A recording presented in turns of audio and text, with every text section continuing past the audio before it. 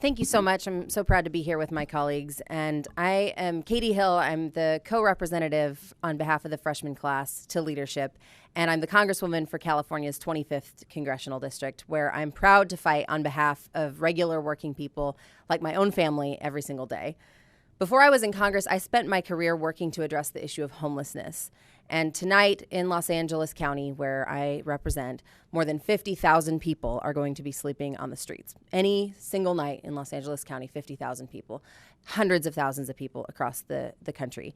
And those of us who work in homelessness know that this is a compound of a broken system. It's not a single issue, but it's devastating to me to know that so many of those people are not simply addicted to drugs or struggling with mental health. They are working. They are working full-time jobs. They have kids, they have families, they're sleeping in their cars, and they simply can't make ends meet, despite the fact that they are working full-time. So in a country with this much wealth, we can no longer excuse the fact that there are people who are working full-time, working hard, who are unable to live and keep a roof over their head and feed their families. The data is clear.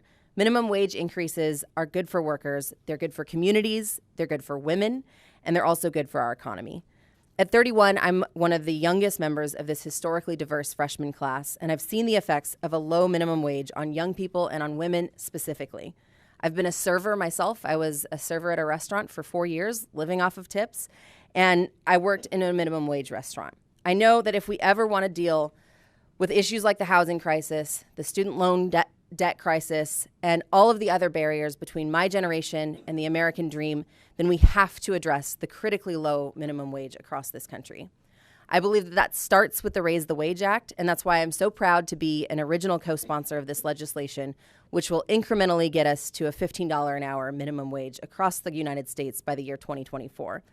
I'm getting ready to head home for the August district work period, and I'm proud that I'm going to be able to look members of our unions, hardworking single moms, and struggling young people in the eyes and say that we're fighting for them in Washington. I, along with my Democratic colleagues, will continue to work to put the needs of the American people and American workers above all else so that everyone has access to the American dream.